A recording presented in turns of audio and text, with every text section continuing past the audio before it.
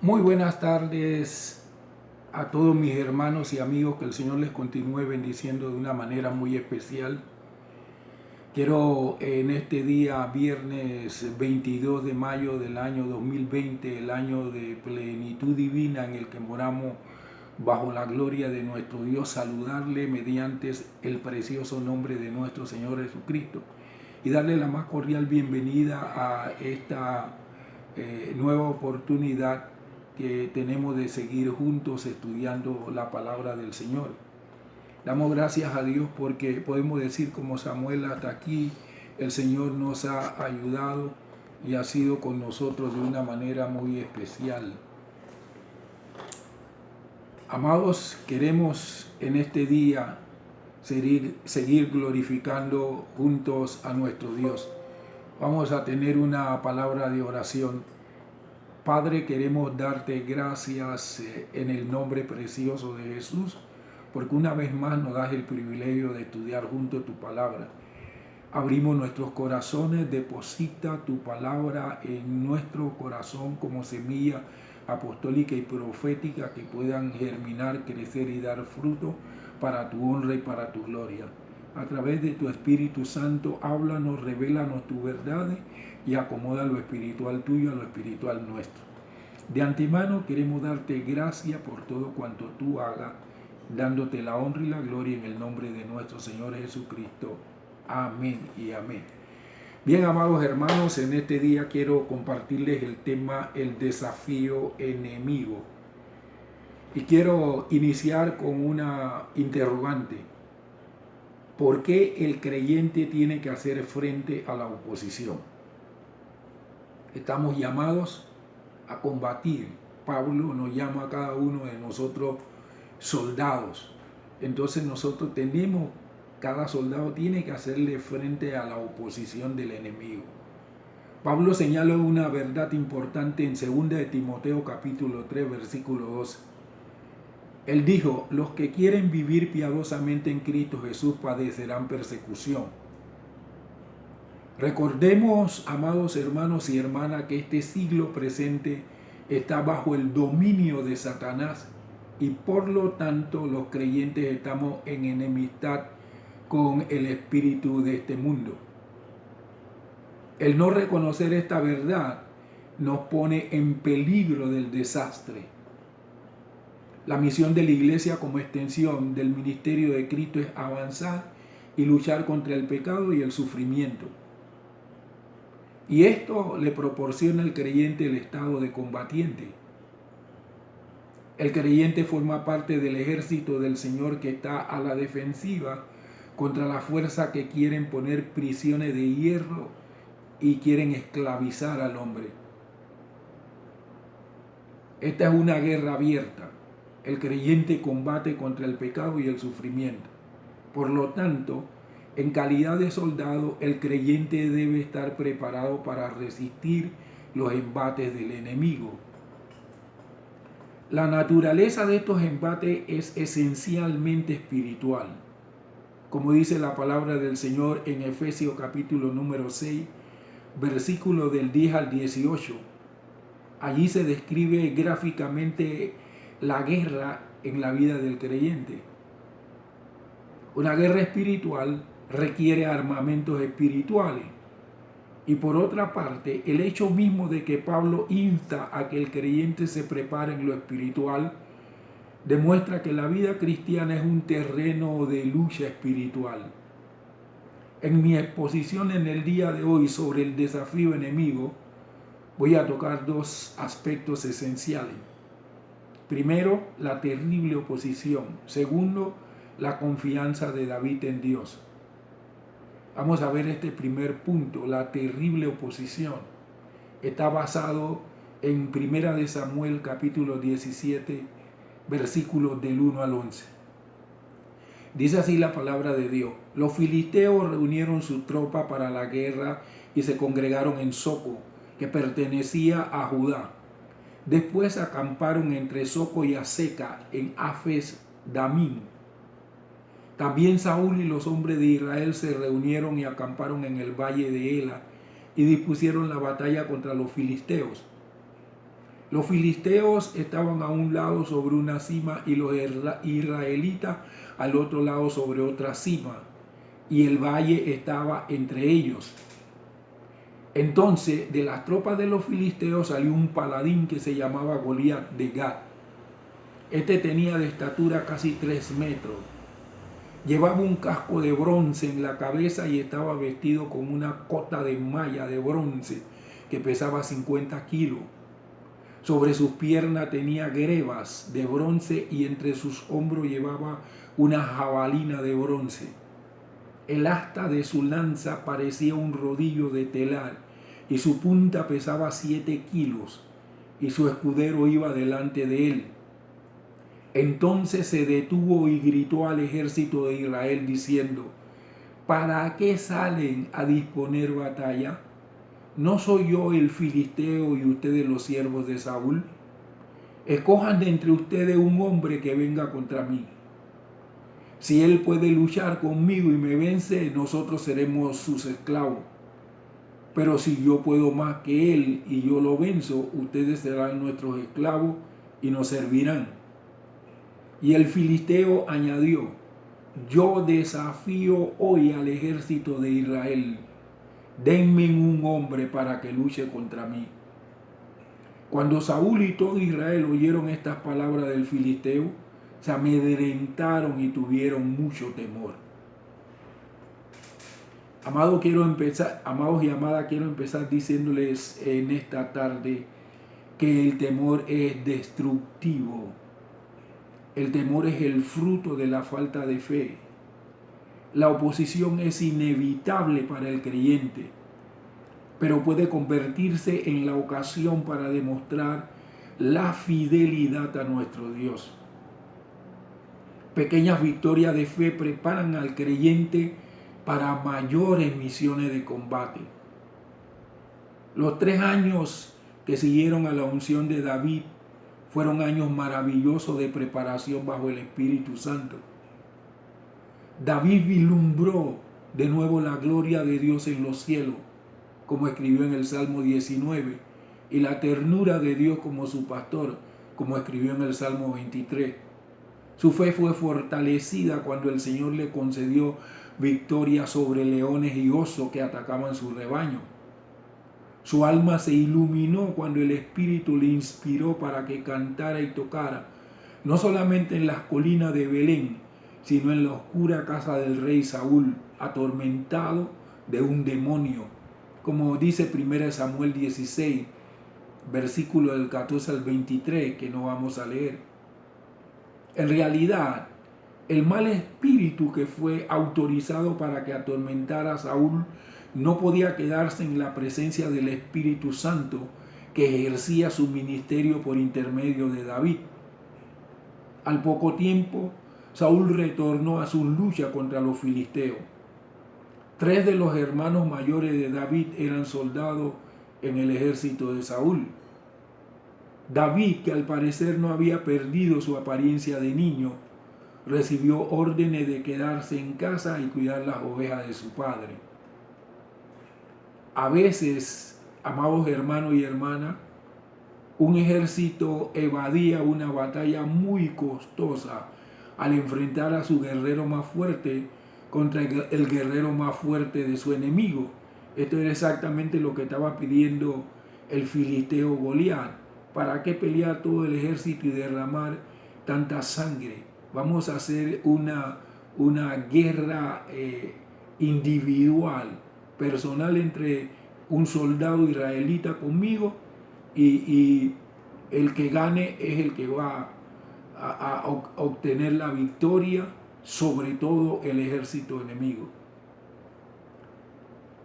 Amados hermanos, esto evitaba un gran derramamiento de sangre porque el ganador de la pelea era considerado el ganador de la batalla. Goliat tenía una ventaja definitiva sobre David desde el punto de vista humano. Pero Goliat no se daba cuenta de que al pelear con David, también tenía que pelear con Dios. Los filisteos constituían siempre una amenaza durante el reinado del rey Saúl. controlando la fértil llanura ubicada a lo largo de la costa del mar Mediterráneo. Los filisteos contaban con mayores riquezas que los israelitas. Estaban mejor equipados y eran famosos por sus cualidades guerreras. En el pasaje que leímos, los observamos marchando por el valle de Ela al oeste de Belén. Saúl organizó un ejército y salió a interceptarle la marcha.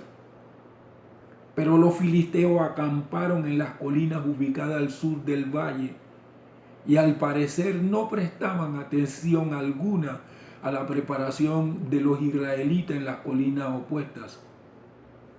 En vez de atacar, los filisteos sorprendieron a los israelitas lanzándole un reto por intermedio del gigante Goliat, un miembro de una familia de gigantes cananeos que se había plegado a los filisteos. Como podemos observar en Deuteronomio capítulo número 2, versículos 11 y 20, que la palabra de Dios habla sobre los gigantes de la siguiente manera. Aquellos como los anaquitas también eran considerados como refaitas, pero los moabitas los llamaban emitas. Verso 20, también esta tierra fue considerada tierra de los refaitas. En otro tiempo habitaron en ella los gigantes, pero los amonitas los llamaban sonsomeos. Goliat desafió a los israelitas que buscaran un representante que luchara con él, de manera que la batalla se decidiera mediante un combate individual. La referencia bíblica que se hace de Goliat como paladín, vocablo hebreo que significa hombre entre dos, refleja una costumbre interesante que se empleaba en la antigüedad para resolver conflictos nacionales. Un guerrero de un bando era elegido para que luchara con otro guerrero del bando enemigo. Tal práctica continuó hasta la época de los griegos. En esta oportunidad, las hostilidades entre Israel y los filisteos fueron resueltas por el combate librado entre David y Goliat.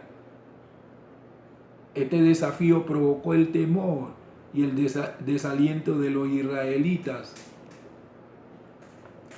El rey Saúl era su representante lógico, puesto que sobresalía de hombro para arriba del resto del pueblo. La altura promedio de los soldados israelitas apenas sobrepasaba el 1.65 metros, pero Saúl parecía un enano al lado de Goliat. La estatura del gigante de casi 2.90 metros le proporcionaba una gran ventaja en el combate personal. Además, llevaba una lanza de unos 5 centímetros de diámetro y de 1,5 metros de largo, con una punta que pesaba unos 7 kilogramos. Su armadura de bronce, que incluía una malla flexible de unos 60 kilos, le proporcionaba protección, pero no parecía existir la necesidad de que la usara. Con su altura y el alcance de sus brazos, podía dar muerte a cualquiera de los guerreros israelitas antes de que estos se le pudieran acercar. Las palabras de Goliat provocaron intenso temor en el corazón de Saúl y también a todo Israel, como vemos en el versículo 11, que dice de la siguiente manera: cuando Saúl y todo Israel oyeron estas palabras del filisteo, se amedrentaron y tuvieron mucho temor. El miedo, amados hermanos y hermanas, que contrasta con la confianza de David, había sido provocado por el pecado y la incredulidad. La Biblia nos proporciona ejemplos de personas que temieron a causa del pecado en la vida, como fue el caso también de Saúl, ¿no? Adán trató de ocultarse de Dios y confesó que tenía miedo, como lo podemos ver en Génesis 3:10.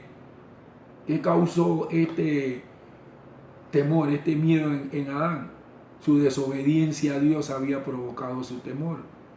Amán, que quería exterminar al pueblo de judío, una vez que toda la estratagema de él se desbarató, entonces la reina tuvo la oportunidad de poder decirle al rey quién era el que había hecho toda esa estratagema.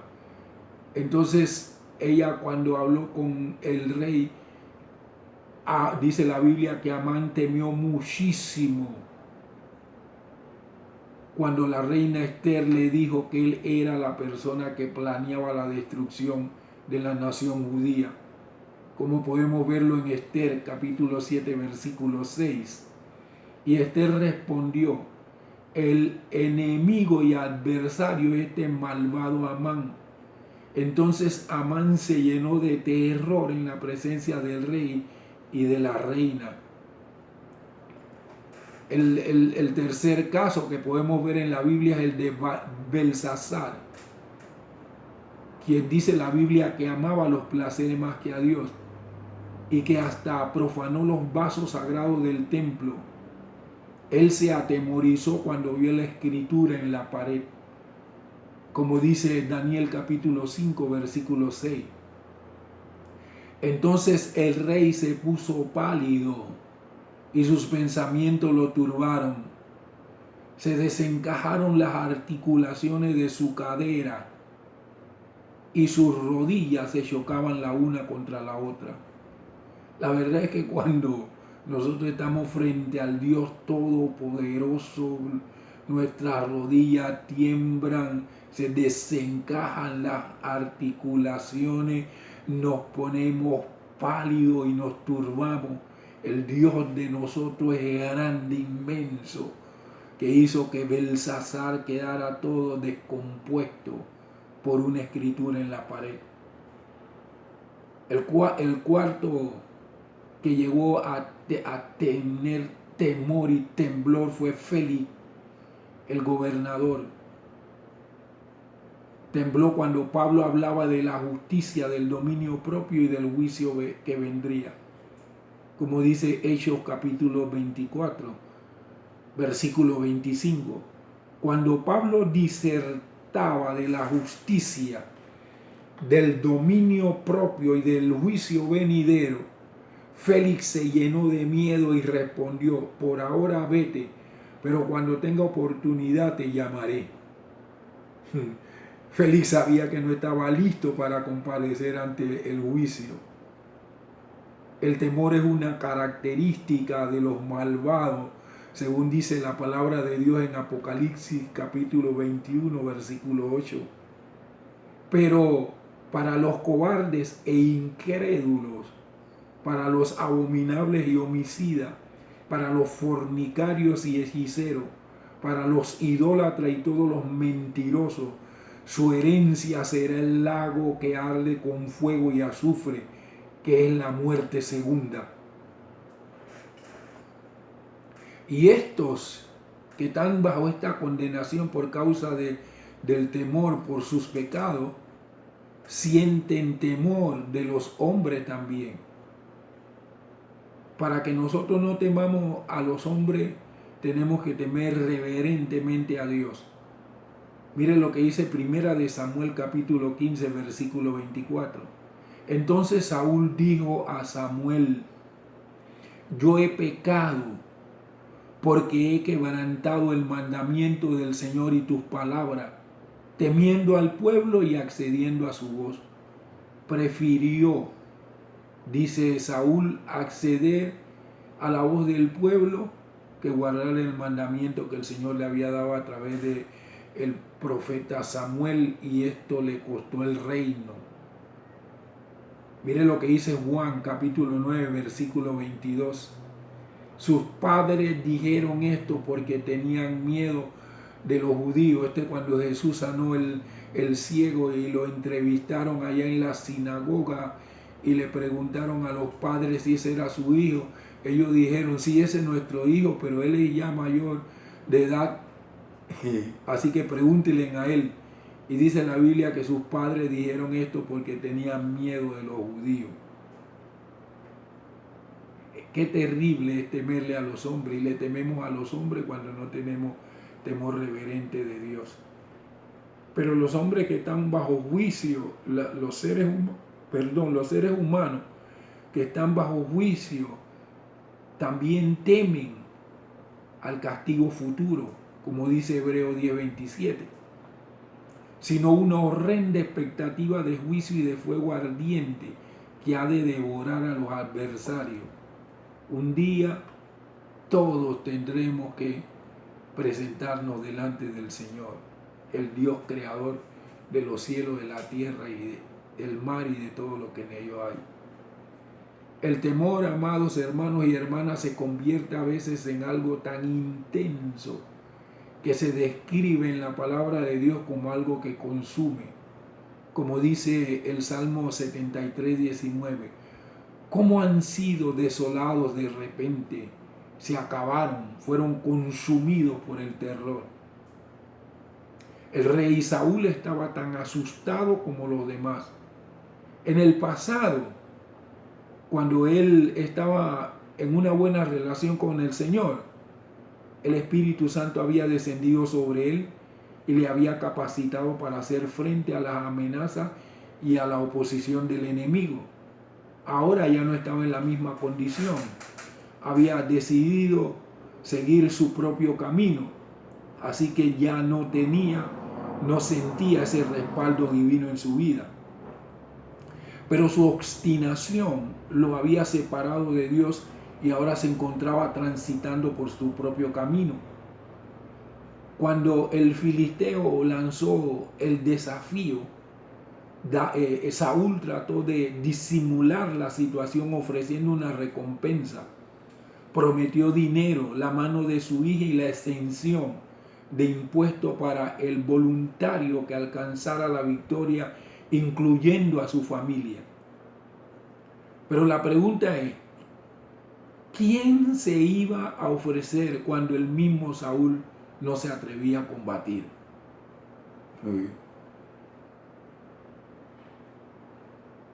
Tenemos que tener plena confianza en nuestro Dios. Nuestra buena relación con el Señor hace que nosotros podamos sentir esa confianza y depender de nuestro Dios, saber que en todo momento Él está con nosotros y que está deseoso de darnos una gran victoria a cada uno de nosotros. Vamos a ir al segundo punto. La confianza de David en Dios mientras Saúl y todo el ejército israelita estaban llenos de temor, de pavor, cuando veían al filisteo. Encontramos a un jovencito ungido con la santa unción que el Espíritu Santo había venido sobre él y que demostraba una confianza sobrenatural en Dios. Este segundo punto está basado en 1 Samuel capítulo 17 versos del 12 al 37. La palabra del Señor dice de la siguiente manera: Ahora bien, David era hijo de un hombre efrateo de Belén de Judá, que se llamaba Isaí y que tenía 8 hijos. En los días de Saúl, este hombre era anciano de edad muy avanzada. Los 3 hijos mayores de Isaí habían ido tras Saúl a la guerra. Los nombres de sus 3 hijos que habían ido a la guerra eran Eliab el primogénito, Abinadab el segundo y Sama el tercero. David era el menor, y mientras los 3 mayores habían ido tras Saúl, David iba y volvía de donde estaba Saúl para apacentar las ovejas de su padre en Belén. Aquel filisteo se aproximaba por la mañana y por la tarde, presentándose así durante 40 días. Isaí dijo a su hijo David: Toma ahora para tus hermanos 20 kilos de este grano tostado y estos 10 panes, y llévalos deprisa al campamento donde están tus hermanos. Lleva también estos 10 quesos para el jefe de millar. Averigua si tus hermanos están bien y toma alguna prenda de ellos. Saúl y ellos con todos los hombres de Israel están en el valle de Ela combatiendo contra los filisteos. David se levantó muy de mañana y dejando las ovejas al cuidado de un guarda, tomó las cosas y se fue, como Isaí le había mandado. Llegó al círculo del campamento cuando las fuerzas disponían la batalla y daban el grito de guerra. Los israelitas y los filisteos estaban dispuestos, ejército contra ejército. Las cosas que David traía las dejó en manos del guarda del equipaje y corrió hacia el ejército. Cuando llegó, saludó a sus hermanos deseándoles paz. Entonces, mientras hablaba con ellos, he aquí aquel paladín que se llamaba Goliat, el filisteo de Gat, salió del ejército de los filisteos y repitió las mismas palabras, las cuales oyó David. Todos los hombres de Israel al ver a aquel hombre huían de su presencia y tenían mucho miedo. Los hombres de Israel decían: ¿han visto a ese hombre que ha salido? Él se adelanta para desafiar a Israel, y sucederá que al que lo venza, el rey lo enriquecerá con grande riqueza, le dará su hija y eximará de tributo a su casa paterna en Israel. David habló a los que estaban junto a él y preguntó: ¿qué harán por el hombre que venza a ese filisteo y quite la afrenta de Israel? Porque ¿quién es ese filisteo incircunciso para que desafíe a los escuadrones del Dios viviente? La gente le respondió las mismas palabras diciendo: así se hará al hombre que lo vence. Eliab, su hermano mayor, lo oyó hablar a los hombres. Entonces Eliab se encendió en ira contra David y le preguntó: ¿para qué has descendido acá? ¿Y con quién has dejado aquellas pocas ovejas en el desierto? Yo conozco tu arrogancia y la malicia de tu corazón. Has descendido para ver la batalla. David respondió: ¿qué he hecho yo ahora? ¿No fue solo una palabra? Se apartó de él hacia otro y preguntó lo mismo, y la gente le respondió igual que antes. Las palabras que David había dicho fueron oídas y le fueron referidas a Saúl, quien lo hizo venir. Y David dijo a Saúl: no desmaye el corazón de nadie a causa de él. Tu siervo irá y luchará contra ese filisteo. Saúl dijo a David: tú no podrás ir contra ese filisteo para luchar contra él, porque tú eres un muchacho y él es un hombre de guerra desde su juventud. David respondió a Saúl: tu siervo ha sido pastor de las ovejas de su padre, y cuando venía un león o un oso y tomaba alguna oveja del rebaño, yo salía tras él, lo hería y la rescataba de su boca. Si se levantaba contra mí, yo lo agarraba por la melena, lo hería y lo mataba. Fuera león o fuera oso, tu siervo lo mataba. Ese filisteo incircunciso será como uno de ellos, porque ha desafiado a los escuadrones del Dios viviente. Y David añadió: el Señor, quien me ha librado de las garras del león y de las garras del oso, Él me librará de la mano de ese filisteo. Y Saúl dijo a David: ve, y que el Señor sea contigo. Transcurrieron 40 días sin que se recibieran noticias de la batalla en Belén. ¿Por qué sucedería esto de manera continuada por 40 días sin que un bando atacara al otro? La Biblia dice que estaban acampados a los lados opuestos de un valle de empinadas paredes. Quien quiera que se apresurara a descender al valle y subir a los escarpados peñascos estaría en desventaja al principio de la batalla y probablemente sufriría grandes pérdidas. Cada lado estaba esperando que el otro atacara primero.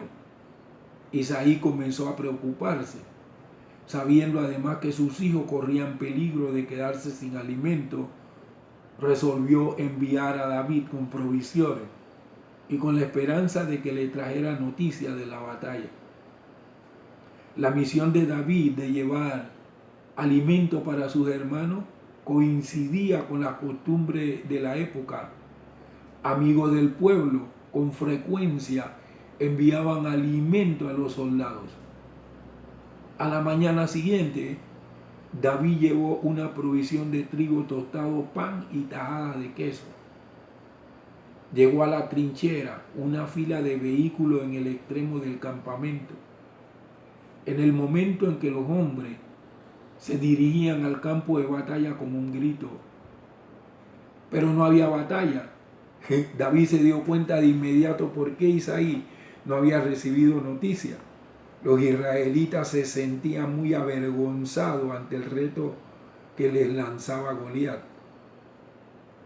Sin embargo, David vio algo que sus hermanos habían pasado por alto. Se dio cuenta de que Goliat no solamente desafiaba a los ejércitos de Israel, sino a los del Dios viviente. Lo que una perspectiva diferente puede hacer, amados hermanos y hermanas, muchos de los que observaban veían a un gigante. Sin embargo, David vio a un mortal que desafiaba al Dios Todopoderoso. Sabía que no estaría solo cuando enfrentara a Goliat. Dios pelearía con él. Vio su situación desde el punto de vista de Dios. Mirar las circunstancias imposibles desde el punto de vista de Dios nos ayuda a poner en su correcta perspectiva los problemas gigantes. Una vez que los identificamos, podremos pelear mejor. Saúl y sus soldados no solamente le permitían a los filisteos que lo desafiaran, sino que dejaban que fijaran las condiciones de la batalla. ¿Se habían olvidado acaso del ejemplo sentado por Josué y Caleb, que no tuvieron en cuenta las amenazas de los gigantes ni las ciudades amuralladas y dijeron de la tierra más podremos nosotros que ellos? Como dice la palabra del Señor en Números capítulo 13, versículo 30. Entonces Caleb hizo callar al pueblo delante de Moisés y dijo: ciertamente subamos y tomémosla en posesión, pues nosotros podremos más que ellos. David sin duda se acordó de los pactos de Dios y recordó al gigante, no comparándolo consigo mismo, sino con el Dios viviente. Las palabras de David provocaron el enojo. En realidad, Eliab se sentía avergonzado e irritado de que David viniera y viera el terror que se había apoderado de sus corazones, y acusó a David de soberbia, entre paréntesis, insolencia y presunción, y de malicia de corazón. Sin embargo, David consideraba que tenía razón en hablar como él lo hacía, y continuó manifestándoles a los demás que Dios era suficientemente grande como para vencer a Goliat. Amados hermanos y hermanas, quiero decirle que la crítica no pudo detener a David. Mientras que el resto del ejército permanecía paralizado, David reconoció la importancia de actuar. Con Dios peleando, por él no había razón de esperar. Puede ser que la gente trate de desalentarlo con comentarios negativos o burlas, pero usted debe continuar haciendo lo que sabe que es correcto. Al hacerlo, estará complaciendo a Dios, cuya opinión es la que más importa. A usted no le importe la opinión de los demás. Usted concéntrese en agradar a Dios, que lo que realmente nos debe importar a nosotros es la opinión de Dios. Finalmente, David fue llevado ante el rey Saúl. Frente al monarca declaró sus testimonios de la victoria que Dios le había otorgado. Saúl no podía decir que no ante un testimonio como este. Y yo tengo una interrogante en este momento. ¿Qué puede hacer el creyente para prepararse para hacerle frente a la oposición? El creyente necesita aprender algo respecto de sí mismo, respecto del enemigo y respecto de los recursos que están a su disposición en el Señor. Estas eran tres cosas que David conocía. David sabía quién era él en Dios.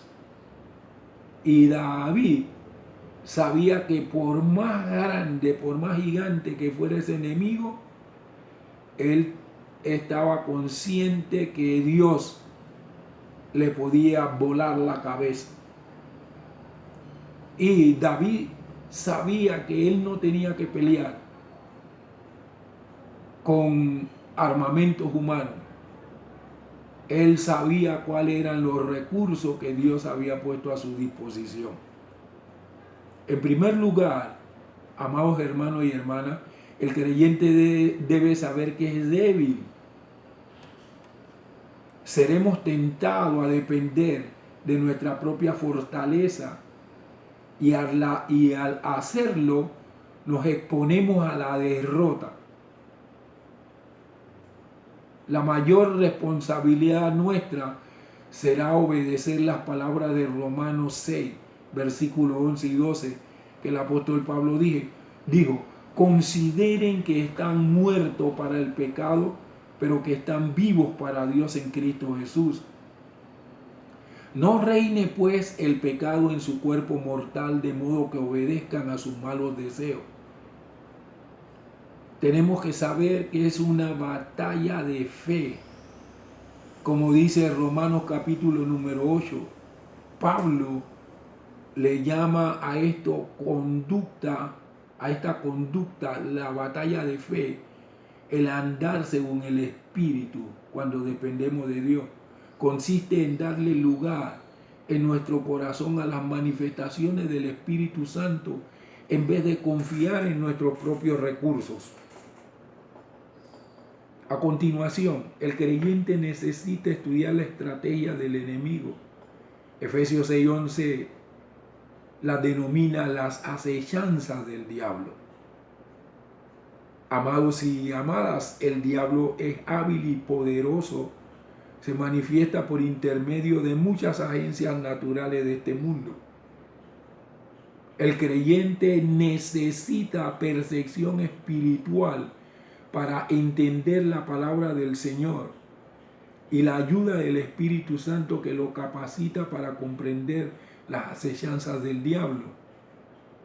Indudablemente, el Señor Jesús es superior a toda fuerza del diablo, pero al mismo tiempo debemos estar conscientes de las fuerzas del enemigo. Finalmente, el creyente necesita comprender los recursos que están a su disposición en Cristo. Como dice Efesios capítulo 6, verso del 11 al 18. Allí el apóstol Pablo nos proporciona una lista de una armadura espiritual que nosotros necesitamos. El creyente, según esta lista, se le proporcionan vastos recursos de la verdad para vencer las mentiras del engañador. Y se le proporciona el equipo de justicia para hacer frente a los malos deseos. Recibe el escudo de la fe para contener los dardos de la duda.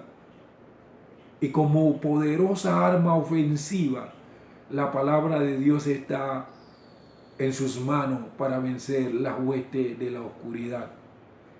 Nosotros tenemos que honrar a Dios como David honró a Dios.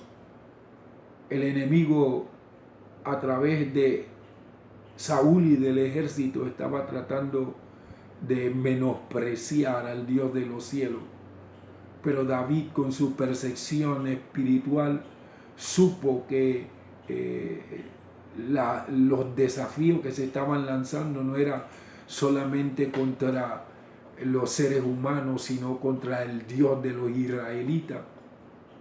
Por eso David estuvo dispuesto a pelear por honor de el que era su Dios, por honor del que le había dado victoria sobre los leones y los osos.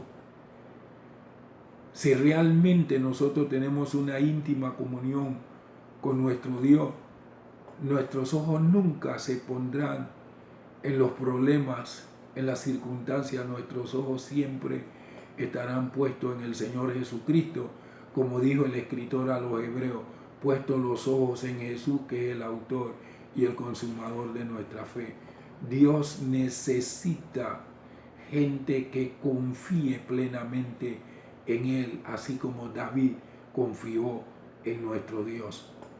Vamos en este momento, amados hermanos, a orar al Señor, pidiéndole que Él nos ayude y que nos pueda dar el valor, la fuerza espiritual, la percepción espiritual que le dio a David. Oremos.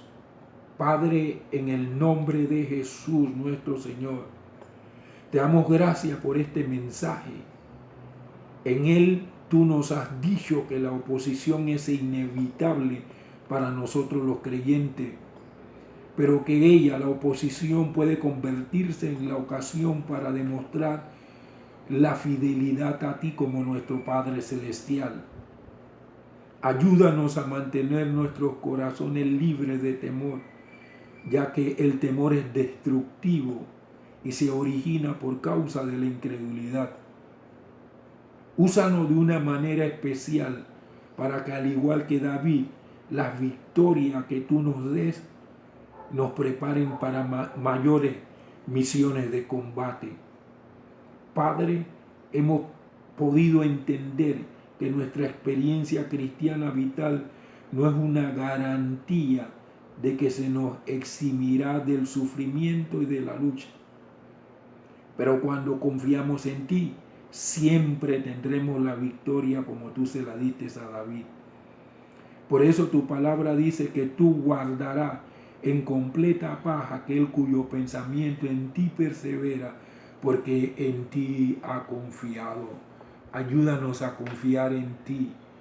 En medio de la situación que estamos viviendo, solo tú, Señor, eres el que nos da aliento, el que nos da directrices, el que nos ayudas a ser edificados en este tiempo, el que nos ayudas a llenarnos de la plenitud de Cristo en este tiempo, el que nos metes en tu regazo para que podamos habitar en tu gloria, Padre.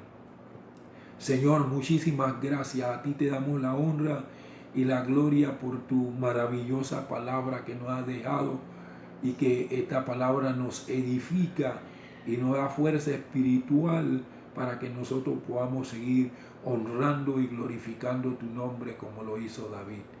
Te damos a ti toda nuestra alabanza y nuestra gratitud en el nombre precioso de nuestro Señor Jesucristo. Gracias, Señor. Amados hermanos, necesitamos tener la confianza de David. Tanto Saúl como todo el ejército estaban amedrentados y llenos de temor, porque estaban mirando a aquel gigantón. Imagínense, yo mido 1,93 y ese hombre medía 2,90 metros. O sea que ese hombre medía 1 metro más que yo. Imagínense eso, amados hermanos. Y los israelitas pusieron su mirada en él. Pero David no puso la mirada en Goliat.